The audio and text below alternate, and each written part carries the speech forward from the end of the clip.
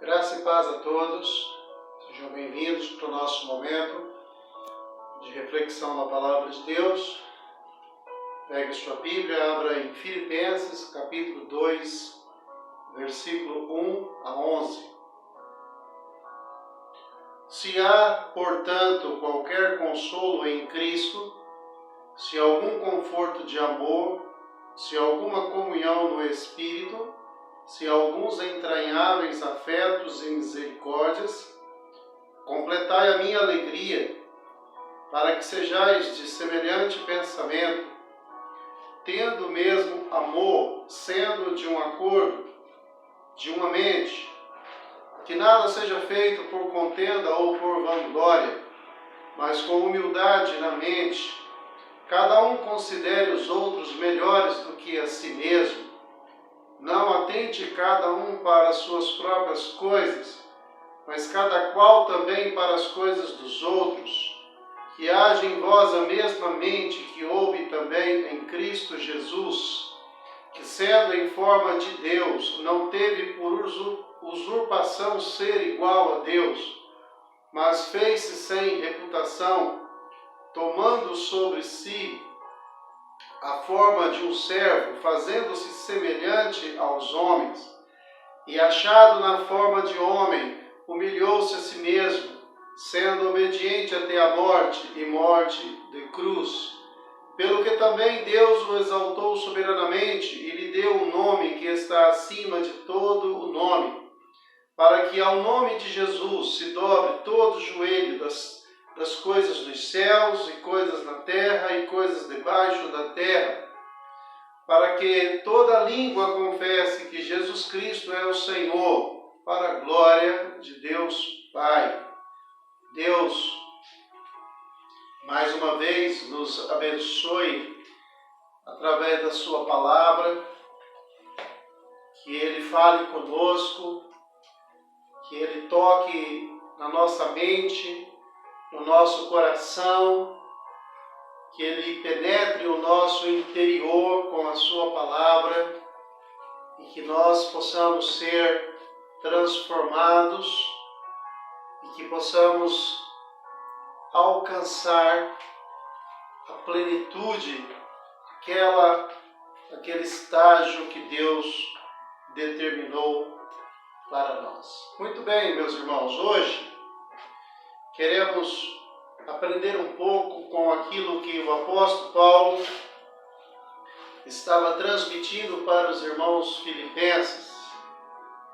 Aquela igreja era uma igreja, embora poucos falem sobre isso, mas era uma igreja que estava passando por grandes dificuldades. Era uma igreja que estava enfrentando lutas internas e externas. E Paulo entende que é necessário que aqueles irmãos pudessem mirar em Jesus, que eles pudessem encontrar em Jesus exemplo, motivação para viverem a vida cristã de uma forma vitoriosa.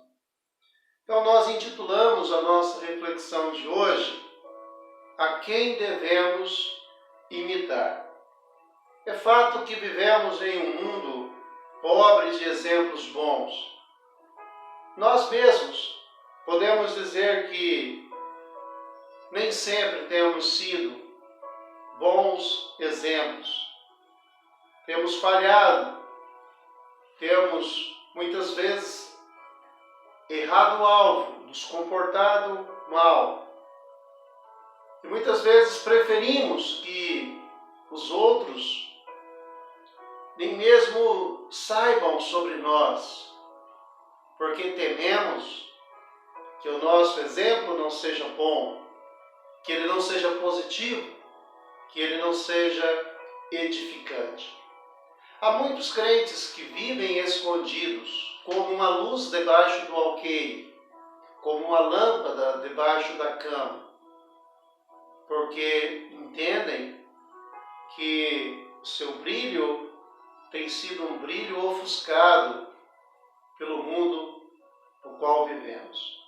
Os filipenses também estavam passando por dificuldades e eles estavam precisando de um bom exemplo para que pudessem seguir. E Paulo, então, lhes apresenta o maior. Paulo lhes apresenta o melhor, Jesus Cristo. A esse nós devemos de fato imitar, porque ele é o exemplo supremo, um exemplo maravilhoso para nós. Os filipenses, irmãos, eles acabavam trazendo para a vida de Paulo muitas preocupações, porque Paulo, em outros momentos, ele revela que o seu amor pelas igrejas, o seu cuidado pelas igrejas, era semelhante ao cuidado de uma mãe que estava gerando um filho, sentindo dores para gerar um filho. Paulo sentia dor pelas igrejas, amava as igrejas. Queria ver aqueles irmãos servindo a Cristo. Queria ver aqueles irmãos sendo vitoriosos nas suas vidas cristãs.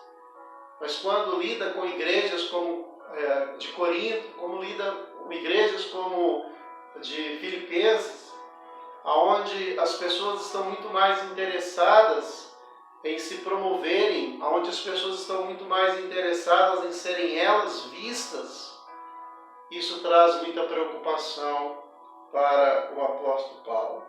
A igreja de Filipos era uma igreja que estava dividida.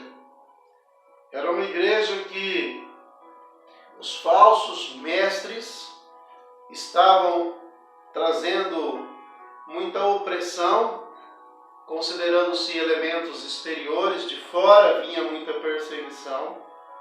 Mas também a igreja, ela tinha pressão interior. Os seus próprios membros não estavam se entendendo. Isso está exemplificado no capítulo 4, quando duas irmãs se desentenderam e estava trazendo muitos problemas para a igreja. Nós precisamos tomar cuidado, irmãos, porque existe uma diferença entre unidade e uniformidade. Unidade espiritual, nós já falamos para os irmãos que ela tem origem interior. Quando nós somos cristãos verdadeiros, humildes, nós vamos promover unidade, nós não vamos nos importar tanto conosco, nós vamos nos importar mais com os outros, e isto vai facilitar a unidade na comunhão do corpo. Mas a uniformidade é o resultado de uma pressão exterior. Muitas vezes, a todo custo, queremos manter uma uniformidade. Todos temos que ser iguais, não é possível. Unidade, então, é algo que se acontece do interior. Crentes verdadeiros promoverão unidade. Crentes falsificados, baseados em regras e opressões, impressões, promoverão, então, a uniformidade. Mas a orientação aqui, irmãos, é que se nós estamos em Cristo, os nossos problemas, eles não se resolvem com regras ou ameaças. Alguns crentes parece que precisariam ser ameaçados, chantageados, para poder servir a Cristo, seguir a Cristo. Mas não é assim que Deus nos quer. Deus nos quer voluntariamente. Devemos seguir a Cristo de forma quebrantada, não sob pressão. Devemos colocar o nosso coração em ordem diante de Deus e também diante uns dos outros. A causa dos problemas deles, os filipenses, era basicamente o egoísmo. E isso precisaria ser mudado. Paulo fala assim: nada façais por partidarismo ou por vanglória, mas por humildade, considerando cada um aos outros superiores a si mesmo. Não estava havendo entre eles esta atitude. E parece que o que eles estavam fazendo era por partidarismo, parecido com os coríntios, fazendo para agradar A, fazendo para agradar a B. Então nós queremos neste momento aprender um pouco mais sobre submissão. E baseado aqui em Filipenses, Paulo usa 4 exemplos que nos ensina sobre submissão. No capítulo 2, do 1 ao 11, que é o texto em questão, Paulo nos apresenta Jesus como exemplo de submissão. No capítulo 2, do versículo 12 ao 18, Paulo se apresenta como um exemplo de submissão. No capítulo 2, 19 a 24, Paulo nos mostra Timóteo. E capítulo 2, 25 a 30, Paulo nos fala sobre Epafrodito. 4 exemplos de submissão. Mas o nosso foco hoje será no maior deles. Queremos falar sobre Jesus, exemplo de submissão. E ao analisar a vida de Jesus, com as informações que Paulo nos fornece aqui em Filipenses capítulo 2, nós queremos falar sobre 4 características que podem apontar a atitude de submissão. A primeira delas é que o indivíduo que tem a atitude de submissão, ele não pensa somente nele, ele pensa nos outros. A Bíblia diz, irmãos, que Jesus, embora sendo Deus, ele não teve por usurpação ser igual a Deus. Ele não se agarrou a isso. Ele não pensou apenas nele, mas ele pensou em nós. Jesus, na forma de Deus, não precisava de nada, mas por amor a nós, ele pensando em nós, ele, diz a Bíblia, ele abriu mão, ele se esvaziou do seu esplendor e da sua glória. Irmão, Jesus, ele está aqui saindo plenamente, totalmente da sua zona de conforto, podemos dizer assim. Ele está deixando um estado perfeito, divino, maravilhoso, e ele está assumindo uma forma humana, porque ele não está pensando nele apenas, porque ele está pensando em nós. Eis aí um exemplo de submissão. Eis aí um exemplo de humildade, quando não se pensa somente em si, mas também pensa nos outros. Nós, cristãos, precisamos aprender muito com Jesus, porque somos extremamente egoístas. Pensamos muito em nós mesmos, defendemos a nós mesmos. Nós podemos ver uma diferença entre Jesus e Lúcifer. Lúcifer era o maior dos seres angelicais. Ali no céu, Lúcifer estava próximo do trono de Deus. Mas ele não estava satisfeito. Ele não estava contente com toda esta glória que Deus havia dado para ele. Lúcifer desejava assentar-se no trono de Deus. Podemos dizer, irmãos, que Lúcifer queria que fosse feita a sua vontade.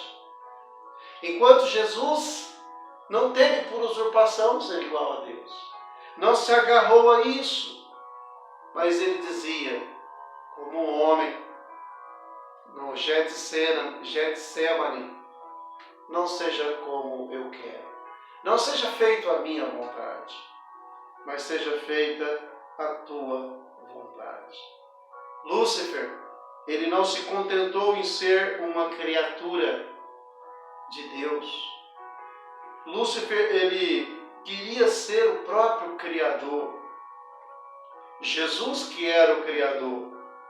No entanto, voluntariamente, ele se rebaixou, se humilhou e se fez homem, pensando em nós. Certamente a humildade de Jesus foi uma repreensão, é uma repreensão ao orgulho de Satanás. Lúcifer não se contentou em se rebelar sozinho contra Deus. Ele invadiu o jardim do Éden e ele arrastou Adão e Eva com ele. Adão tinha tudo, mas Satanás lhe disse: sereis como Deus. E o homem tentou se aproximar de algo fora do seu alcance. E nós já sabemos que o resultado foi a queda de toda a raça humana. Adão e Eva pensaram apenas neles. Eles pensaram apenas neles mesmos. Mas Jesus, ele pensou nos outros. Jesus pensou em nós. O conselho da palavra, irmãos, em Romanos capítulo 12, versículo 10, a Bíblia diz que devemos nos preferir uns aos outros, preferir em honra uns aos outros. Você é melhor do que eu. Eu quero o melhor para você. Em 1 Tessalonicenses capítulo 5, versículo 11, a Bíblia diz que devemos edificar uns aos outros, promover o crescimento uns dos outros, querer que os outros cresçam. Em Gálatas capítulo 6, versículo 2, a Bíblia diz que devemos carregar as cargas uns dos outros e assim cumprireis as leis de Cristo. Não é preocupado em levar apenas a minha carga, mas levar as cargas uns dos outros. Não é estar preocupado apenas com o meu bem-estar, mas é estar preocupado com o bem-estar dos nossos irmãos. Em Romanos capítulo 14, versículo 13, a Bíblia nos diz que não devemos julgar uns aos outros, nos colocar na posição de melhores, na posição de juiz, e julgar os nossos irmãos. Em Romanos capítulo 15, versículo 14, a Bíblia diz que devemos admoestar-nos uns aos outros. Com amor, admoestar. Cuidar uns dos outros. E nós precisamos pensar mais nos outros do que em nós mesmos. E este foi o exemplo de Jesus. Então, meus queridos irmãos, uma atitude, um comportamento de quem é submisso, de quem é humilde. Ele pensa mais nos outros do que em si mesmo. Uma outra atitude de humildade é servir. O humilde, ele serve. Pensar nos outros apenas em sentido abstrato não é suficiente. Nós precisamos servir aos outros. Precisamos provar, demonstrar. Jesus, ele não apenas pensou em nós, mas Jesus, ele se entregou por nós. Jesus esvaziou-se dos seus atributos divinos, tornou-se humano permanentemente em um corpo físico, sem pecado. Usou este corpo para ser servo. Levou esse corpo à cruz e morreu voluntariamente. Do céu desceu à terra, da sua glória à vergonha, de Senhor a servo, de vida a morte e morte de cruz. Jesus não estava representando, como muitos crentes hoje estão fazendo, estão representando, estão dizendo que pensam mais nos outros do que neles mesmos, mas não conseguem servir aos outros. Jesus está aqui sendo real, Jesus está sendo Ele mesmo, sendo um servo obediente. Ele veio para servir e dar a sua vida por nós.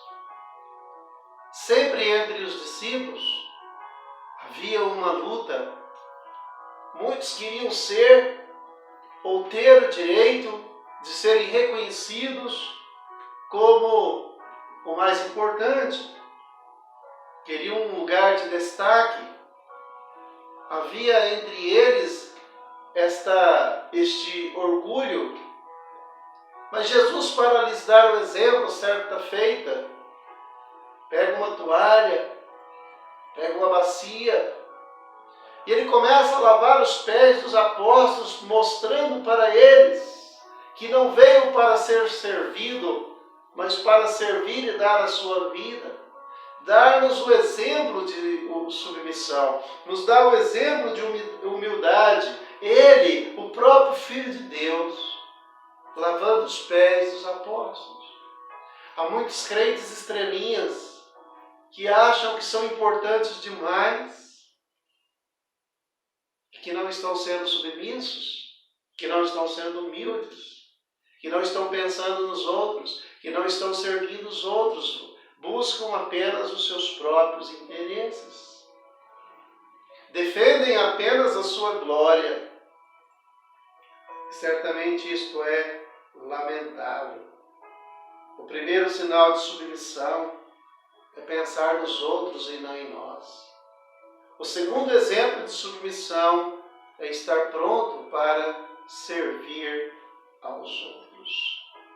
Uma pessoa, um indivíduo que tem atitude de submissão, ele se sacrifica. Muitos não querem servir, porque isto tem um custo. Muitos não querem servir porque terão que pagar um preço. Então é melhor não servir. É melhor não se comprometer.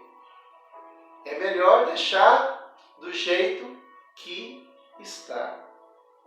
Mas, irmãos, Jesus pagou um alto preço para servir.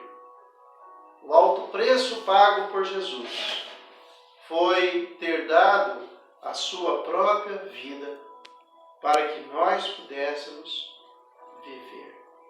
Não tem, meus irmãos, não tem como ser submisso se não servir aos outros. Não podemos servir sem sair da nossa zona de conforto. Temos que pagar um preço. Há de nos custar alguma coisa. Infelizmente, vivemos uma sociedade acomodada. Vivemos uma sociedade de crentes muito acomodados, que não querem sair da sua zona de conforto, não querem se arriscar, não querem correr riscos, não querem pagar preços. Querem continuar no conforto, não querem sair da sua zona de conforto. Ah, se Jesus tivesse pensado e agido assim, nós não teríamos salvação. Mas Ele pensou primeiro em nós. E Ele decidiu servir. E Ele decidiu se sacrificar. Quem tem uma atitude de submissão não evita sacrifícios. Nossos sacrifícios, eles serão para a glória de Deus. O teste da submissão, irmãos, ele não se refere apenas ao que estamos dispostos a suportar em termos de sofrimento, mas também o que estamos dispostos a oferecer em termos de sacrifício. Uma coisa é aquilo que você sofre, uma coisa é aquilo que você passa por conta dos outros, porque não teve como evitar. Outra coisa é aquilo que você se coloca para fazer. Você decide se sacrificar por amor aos irmãos, por amor a Deus, por amor à sua obra. Nós costumamos dizer que as pessoas às vezes se sacrificam por tantas outras causas, por tantos outros motivos, mas não se sacrificam por uma causa justa. Se sacrificam por políticos, se sacrificam por causas humanitárias, mas não se sacrificam por conta ou por causa de Jesus. Na vida cristã, meus irmãos, quanto mais nós damos, mais nós recebemos. Quanto mais nós sacrificamos, mais somos abençoados. Porque submissão produz alegria, porque ela nos torna mais parecidos com o nosso Salvador Jesus. Quando a verdadeira motivação é o amor, o sacrifício nunca é medido nem mencionado. Jesus não mediu. Ele não mediu esforços, ele não mediu o tamanho e a intensidade do sofrimento, porque ele nos amava. E a Bíblia diz que ele provou o seu amor pelo fato de ter dado a sua própria vida, ter morrido em nosso lugar. A Bíblia diz que Deus amou o mundo. E a prova do seu amor foi que ele deu o seu Filho para morrer pelo mundo. Então, quando a verdadeira motivação é o amor, o sacrifício nunca será medido e nem mencionado. Quem vive falando dos seus sacrifícios não tem uma atitude de submissão. Para você ser cristão, tem te custado alguma coisa? Qual o preço que você tem pago para ser um cristão? Caminhando para a parte final, o indivíduo que é e que tem atitudes de submissão, ele glorifica a Deus. Certamente esse deve ser o maior dos nossos objetivos. Tudo o que fizermos, tudo o que propormos a fazer, deve ser para a glória de Deus. A parte final deve ser a glória de Deus. Se eu sirvo, é para a glória. Se eu me sacrifico, é para a glória. Se eu me submeto, é para a glória. Nada façais por partidarismo, por vanglória. Tudo o que vocês fizerem, façam para a glória do nosso Deus. Um crente que se coloca contra outro crente, ele não é espiritual, ele é fútil, ele é vão. A exaltação de Jesus, irmãos, ela começou exatamente na sua ressurreição. Antes disso, os homens fizeram as piores coisas com Jesus. Mas Deus o exaltou e o honrou. O propósito da humilhação e da exaltação de Cristo certamente foi a glória de Deus. Dois extremos: humilhação e exaltação. Mesmo quando estava sendo humilhado, nascendo de uma mulher, assumindo uma forma humana, fraca, a sua humilhação produzia glória para Deus. Mas quando ressuscita, quando ele é recebido aí no céu, quando ele é exaltado, lhe é dado o nome que está acima de todo nome, e isto também é para a glória de Deus. Uma vez que uma pessoa pensa com atitude submissa, ele vai viver para os outros, ele deve esperar sacrifício e serviço, mas certamente no final tudo redundará em glória para Deus.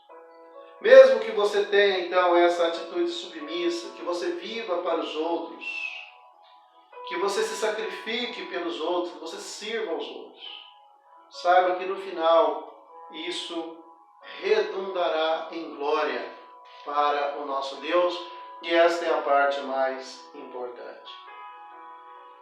Nós lembramos da história de José, que por 13 anos ele serviu Por 13 anos ele sofreu, mas depois disso Deus o exaltou e ele se tornou o segundo no poder do Egito. Uma vida entre humilhação e exaltação. Davi foi ungido ainda quando era adolescente. Passou muito tempo da sua vida sendo perseguido por Saul. Sofreu, enfrentou grandes dificuldades, mas no tempo certo ele foi exaltado e se tornou o rei de Israel. Talvez o maior de todos os reis de Israel. O homem segundo o coração de Deus. O homem que Deus manteve o seu trono para que dele viesse Jesus. Irmãos, a alegria da submissão não é resultante apenas de ajudar os outros e de participar da comunhão e sofrimento de Cristo, mas principalmente de saber que estamos glorificando a Deus. A alegria da submissão não é resultante apenas de sabermos que estamos ajudando os outros, estamos participando da comunhão e sofrimento de Cristo, mas porque isso vai trazer glória para Deus. A nossa luz, ela vai brilhar através das nossas boas obras. É isso que a Bíblia diz. De modo que o nosso Pai, ele será glorificado. Como que o Pai será glorificado? Ele será glorificado nas nossas boas obras. Os homens vejam as vossas boas obras e glorifiquem o vosso Pai que está nos céus. Então, concluindo, não viva pensando em você e querendo que o que você quer seja feito. Pare de ser mimado, pare de ser egoísta. Pense nos outros. Viva para servir. Deixe o Espírito Santo usar a sua vida para abençoar a vida de outros. Seja canal de bênção. Seja instrumento nas mãos de Deus. Seja útil nas mãos de Deus. Você não é uma ilha. Você não vive só para você. Devemos viver para os outros. Esteja pronto a se sacrificar pelos outros. Pague caro. Deus vai te abençoar. Quanto mais você sacrificar, mais Deus vai te abençoar. Quanto mais você der, Deus vai te recompensar. A Bíblia fala que Deus ama o que dá com alegria. Que a nossa vida seja para a glória de Deus. Esse foi e é o exemplo de Jesus para as nossas vidas. Esse é o momento de você reavaliar suas atitudes. Às vezes você está dizendo que está fazendo por causa de Deus ou por causa dos irmãos. Às vezes você tem usado o nome de Deus, o nome dos irmãos, para justificar o que você está fazendo, quando na verdade você está fazendo por você mesmo. Você só está pensando em você. Você não está pensando e nem fazendo pelos outros.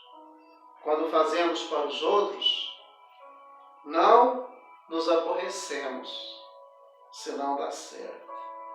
Esta é a prova. Quando você está bravo, quando você está reclamando, é porque você não estava fazendo para os outros. Você estava fazendo para você. Não deu certo e os seus interesses não foram alcançados. Você foi prejudicado. E quando somos prejudicados, tendemos a reclamar. Mas quando estamos vivendo para os outros, pensando nos outros, nós não reclamamos. Nós entendemos que tudo cumpre um propósito. O propósito de Deus. E Ele é o Rei do Universo, o Senhor do Universo, a tudo governa. Que Deus abençoe a sua vida, que você se firme na palavra e que Filipenses capítulo 2 seja um exemplo para mim e para você e que nós possamos ser como Cristo. Que Deus te abençoe, fiquem com Deus, fiquem em paz.